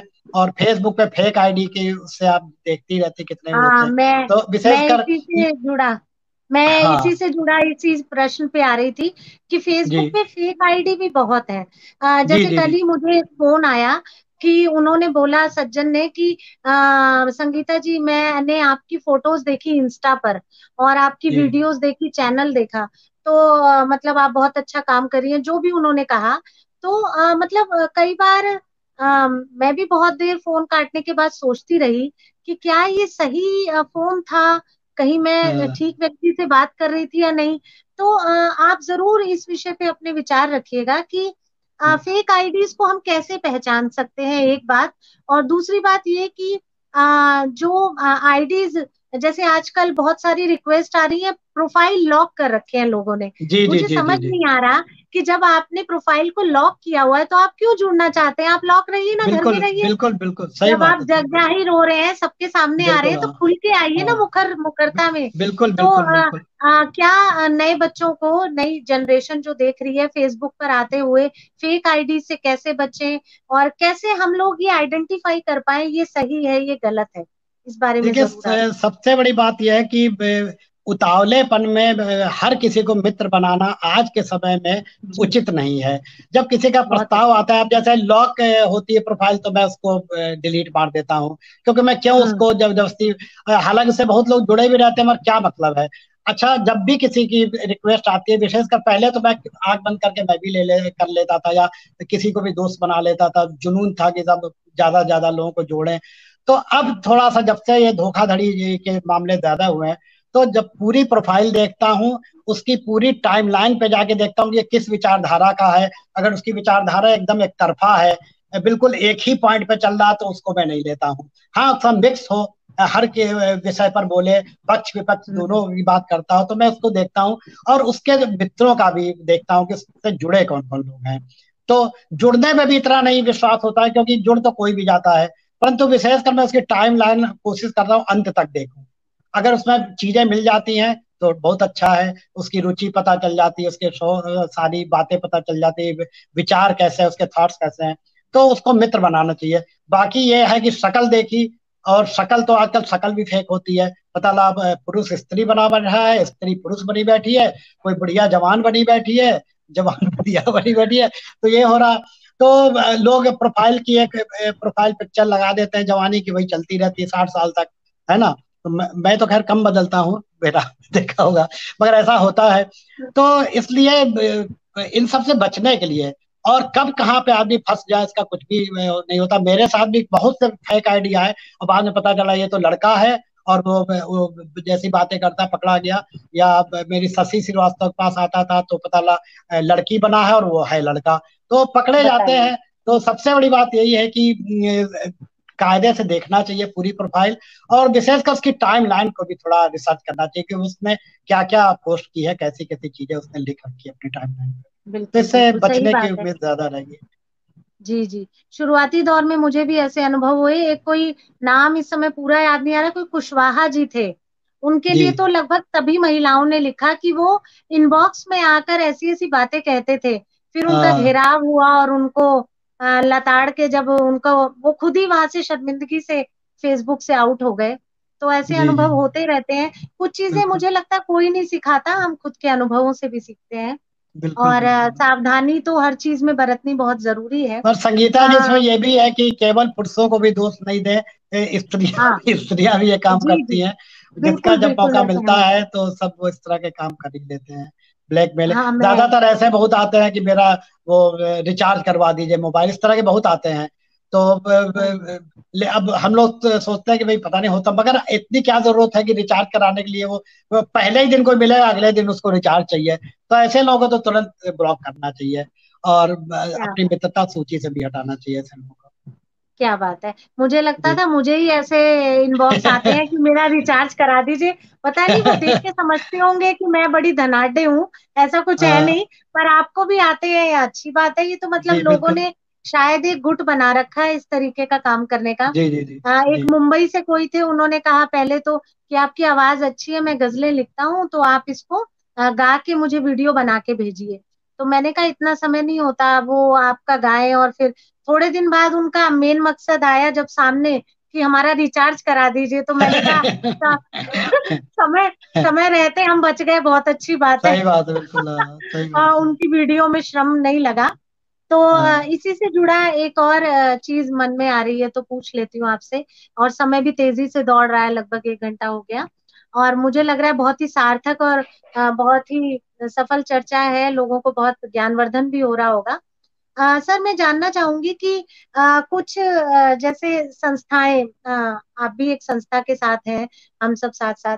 तो एक तो आपकी जो संस्था है विश्व मैत्री भाईचारे की, इसकी आगामी योजनाएं क्या हैं, आप और क्या कर रहे हैं अभी और इस दिशा में, या संभावित भविष्य में? अभी तो कोरोना का माहौल है, हम सभी इससे जूझ रहे हैं। आने जी वाले जी। समय में आपके क्या, आपने स्ट्रीमलाइन किया है, क्या क्या करना है? और उसी से जुड़ा एक प्रश्न ये भी है कि संस्थाएं, अभी जो मैं महसूस कर रही हूँ, जो वर्तमान में कुछ संस्थाओं ने बड़े बड़े नाम एक ब्रांड एम्बेसडर के रूप में अपने साथ रख ली हैं। तो उसकी भी एक बड़ी विचित्र महिमा है। उस पर जरूर आप भी अपना विचार दीजिएगा। और उन ब्रांड एम्बेसडर को पता है कि उस संस्था का मूलभूत उद्देश्य क्या है, वो क्या जी कर जी रहे हैं, कहाँ पैसा बना रहे हैं, क्या करना चाहते हैं। फिर भी वो जैसे कहते हैं ना, आंख बंद करके बैठे हुए हैं, क्योंकि हाँ उनको एक फिक्स अमाउंट, एक राशि हर महीने या हर एक हाँ। इवेंट पे आ रही है। तो क्या सर मतलब उनका ये करना, साहित्यकार कहना फिर खुद को, कितना सही है? मुझे उनके नहीं भीतर लगता का। कि ऐसा, क्योंकि देखिए अपने लिए आप थोड़ा सा कर लेंगे, मगर उसके पीछे कितने लोग गुमराह भी होंगे, कितने लोगों की जेब भी वही खाली होगी। और वही। विशेषकर जो जो सच्चा कलाकार है, जो सच्चा साहित्यकार है, कभी पैसा दे के पुरस्कार नहीं लेना चाहेगा। क्यों जी। क्यों लेना चाहेगा भाई? अगर पैसा ही दे के लेना है तो दुकान पे जाके खरीद लो, लेबल चिपकाओ सही। और अपना ले लो, रख लो। तो ये सही बात। ठीक है, ब्रांड एम्बेसडर लोग बन जाते हैं। अगर जेन्यून कोई चीज है तो अच्छी बात है, मगर उसको लोग भुनाते हैं फिर। जैसे आपको हाँ, बना दिया, पता है संगीता जी के इतने परिचित लोग हैं, तो वो भी आकर्षित होंगे, तो उनसे फिर उगाही होगी। तो ये जी। संगीता जी को या हमें सोचना है कि हम ऐसी हाँ, संस्था से क्यों जुड़े जो पता लगा, क्यों जुड़े? मुझे तो मान लिया फायदा हो गया या नाम हो गया, परंतु उससे इमेज भी तो खराब हो रही है। कई बार हमने कई बिल्कुल। संस्थाओं से लोगों को जोड़ा, जैसे अवार्ड वाली संस्थाएं थी, कई संस्थाएं थी करती थी, तो मुझे पकड़ती थी कि किशोर जी के बहुत संपर्क है। अब पता लगा मैंने जोड़ दिया, अगली बार उसका आ गया कि सर वो तो पैसे मांग रहे थे, तो उसमें बेइज्जती तो मेरी हो रही ना। हाँ, बहुत से लोग ये बिल्कुल सोचते बिल्कुल। होंगे कि इनको भी कुछ कमीशन मिलता होगा, इसलिए ग्राहक पकड़ पकड़ के उसके बाद ले जाते हैं। अब वो जो मांग रहा है उसमें से तो बहुत लोग देते भी हैं, पैसे पैसे दे के अवार्ड भी लेते हैं। परंतु अगर आप में प्रतिभा है तो मुझे नहीं लगता कि पैसे देने की जरूरत है। और नहीं, अगर प्रतिभा है और नहीं मिल रहा तो ऐसी क्या जरूरत है कि हम पैसा फेंके और फिर कोई अवार्ड लेके आए घर में। तो मुझे तो नहीं लगता कि इसके चक्कर में पड़ना चाहिए। अगर थोड़ा सा फायदा भी हो रहा है तो इसको इग्नोर ही करना चाहिए मेरे ख्याल से। अगर कहीं कोई गलत संस्था है आपको इस लिए जोड़ रही है कि आपका वो फायदा उठाएगी, तो मुझे नहीं लगता कि कोई सच्चे व्यक्ति को ऐसी संस्था से जुड़ने की आवश्यकता होनी चाहिए। सर, पर वास्तविकता में देखा ये भी जा रहा है कि उन ब्रांड एम्बेसडर को भी पता है कि ये हो रहा है, उनके नाम को हाँ, भी भुनाया जा रहा है, फिर भी वो जुड़े हुए हैं, तो ये तो मतलब वो बहुत वो गलत एक मजबूरी होगी संदेश ना, जाता है। वो मजबूरी होगी ना, क्योंकि अब वो एक बार जुड़ गए हैं, तो वो अगर नहीं वो उसको करेंगे तो उससे हटा दिए जाएंगे, तो अपमानित भी होंगे कि भैया कल तो बड़ा उछल रहे थे, ब्रांड एम्बेसडर बने थे, आज क्या हो गया। तो मजबूरी में वही चक्रव्यूह में आदमी फंस जाता है, तो निकलना भी हाँ, ये मुश्किल भी बात। होता है, बहुत बिरले ही होते हैं। हमने बहुत संस्थाओं से जुड़ के बहुत लोगों के सम्मान दिलवाते थे, लोगों का मगर कुछ संस्थाओं का जब ऐसा रवैया देखा तो मैं पीछे, भाई क्यों बीच में पढ़ूं। मैं तो भलमनसाहत में किसी को सोच रहा हूँ भाई ये अच्छी प्रतिभा इसको मिलना चाहिए, और पता लगा वहां पे वो लेन देन शुरू हो जाए, तो फिर उसमें बीच में पढ़ने की जरूरत ही क्या है कि नहीं? उस चक्कर में होता ही है सर कि बड़े बड़े नाम देख के जो नई पीढ़ी आ रही है, जो नए बच्चे हाँ हैं, वो जी, दिग्भ्रमित हो जाते हैं। वो सोचते हैं कि ये नाम इधर जुड़ा हुआ है तो अच्छा ही बिल्कुल होगा, और जितना बिल्कुल भीतर तह में जाते हैं तो परतें खुलती जाती हैं और पता चलता है कि अंदर तो कुछ और ही लीला है। बिल्कुल बिल्कुल। तो आजकल ये। क्या है ना कि ये सोशल मीडिया की वजह से आदमी तुरंत तो प्रसिद्ध हो जाता है। आप गलत लिख रहे हैं, गलत गा रहे हैं, तो भी वाहवाही मिल जाती है, तो जो नए पीढ़ी है वो गुमराह भी हो जाती है। वो लगता है कि मैं तो जी बहुत अच्छा, उसको सजने संवरने का मौका ही नहीं देते हम लोग। जी क्योंकि जी। अगर हम उसकी बुराई करेंगे तो बुरा मान जाएगा कि भाई, अगर उसको सलाह दे दे कि बेटा ऐसा नहीं ऐसे लिखो, ऐसे डांस करो, ऐसे गाओ, तो वो बुरा मान जाएगा। तो मुंह पे उसकी अगर कुछ भी नहीं बोलेंगे तो उसको लगेगा किशोर अंकल ने तो कुछ कहा ही नहीं, संगीता जी ने तो कुछ कहा ही नहीं, ये जल रहे हैं मेरी प्रतिभा से, दूसरे लोग तो 500-500 कमेंट्स आ रहे हैं। तो गुमराह होते हैं, और ऐसे लोग इस चक्कर में ज्यादा जल्दी और ज्यादा पाने की चाहत में ऐसे लोग इस चक्कर में ज्यादा फंसते हैं, और फिर उनका अंत अच्छा नहीं होता है। आगे वो फिर धराशायी होते हैं और बहुत लंबी रेस के घोड़े नहीं बन पाते हैं वो ऐसे लोग, मुझे लगता है जी ऐसा। जी जी। जी सर, बस चलते चलते क्योंकि कार्यक्रम अंतिम पायदान पे है, फिर भी मैं जी दो तीन प्रश्न बहुत जल्दी से रखूंगी और संक्षिप्त में आप जवाब दीजिएगा कि जी आपने भी इतने वर्षों तक राजभाषा अधिकारी के रूप में काम किया, तो जी भाषा जी से क्योंकि मेरा भी एक विशिष्ट लगाव है, तो भाषा जी पे एक प्रश्न मेरा जरूर रहता है। तो जी सर, जी जी आप क्या समझते हैं कि हिंदी में जो लोग काम कर रहे हैं, जो हमारे जी बच्चे हिंदी में अपना पूरा तन मन से समर्पित है, उनके लिए जी। भविष्य कैसा है? देखिए, उनके लिए कितनी संभावनाएं हैं? अगर आप मुझे देखें या खुद को देखें तो भविष्य अच्छा ही है। क्योंकि बिल्कुल आप, बिल्कुल। मैं तो बहुत साधारण बैकग्राउंड से आया, बस एक ये था, जुनून था। तो पढ़ाई भी बहुत टॉपर नहीं था, ना कोई अंग्रेजी हिंदी में मास्टरी थी, परंतु बस लगन थी और हिंदी के लगन। प्रति समर्पण बचपन से था। एक बार इंदिरा गांधी के समय में, बहुत छोटा था, तो ये अंग्रेजी हटाओ का नारा चला था। उस समय लोग सिनेमा हॉल के पोत देते थे जहाँ अंग्रेजी में लिखा होता था, तो मैं भी उसमें भीड़ में शामिल होता था, और जी लोगों जी। को डंडे भी पड़ते थे। तो शुरू से रहता, तो हाँ ऐसा जी। नहीं है भविष्य। अगर आप किसी भी लाइन में अगर मन तन से समर्पित होकर काम करेंगे तो उसे सफलता मिलती है। और एक चीज और छोटी सी बताना चाहूंगा, जी भाषा जी और बोली ऐसी चीज है जो किसी को भी वश में कर लेती है। मेरे जी। नेपाल के बहुत मित्र हैं, भूटान के बहुत मित्र हैं, मैं उनसे जब हाय हेलो करता हूँ तो उनकी भाषा में करता हूँ, और वो मैं ये मेरे मुरीद हो जाते हैं, या वो हिंदी में बोलते हैं तो मैं उनका मुरीद हो जाता हूँ। तो भाषा में बहुत शक्ति है, और अपनी भाषा के प्रति सम्मान और उसका महत्व जरूर रखना चाहिए। जी जी, बिल्कुल आपने सही कहा। और मैं भी यही कहती हूँ कि हिंदी वालों को घबराने की कोई जरूरत नहीं नहीं नहीं, है। बिल्कुल नहीं, बिल्कुल नहीं। बहुत बहुत फलक है और बहुत सारा हमारे पास करने को है। बस दृढ़ इच्छा शक्ति और आत्मविश्वास होना चाहिए, और किसी काम को करने के पीछे पड़ जाना चाहिए। एक धुन, किसी भी काम में धुन तो बहुत जरूरी बिल्कुल। है। धुन अगर जी नहीं जी। होगी तो कुछ नहीं कर पाएंगे। जी जी आदरणीय किशोर श्रीवास्तव जी, बस चलते चलते एक प्रश्न और मैं जरूर पूछना चाहूंगी कि ये देखिए, हाँ मैं ये जरूर आपसे पूछना चाहूंगी कि समय के साथ साथ जैसे बहुत सारी इच्छाएं रहती है इंसान के मन में, तो जी। आपके जी भी मन में जरूर कोई कुछ ऐसी चीज होगी कि ये करना बाकी रह गया, काश समय जी। मिलता तो ये भी करता, कुछ एक छटपटाहट बेचैनी। तो जी। जैसे जी ही आपको पहली फुर्सत मिलेगी, तो आप क्या करना चाहेंगे अपने मन, हालांकि इच्छाएं अंतहीन होती है, मेरा ऐसा मानना है। जी। मैं जी। कोई जी। एक चीज पूछूं आपसे, पर फिर भी जी। अगर आप चाहें कि मुझे थोड़ा समय मिले तो मैं ये कर सकता हूँ, तो वो आप पहला क्या काम करना चाहें?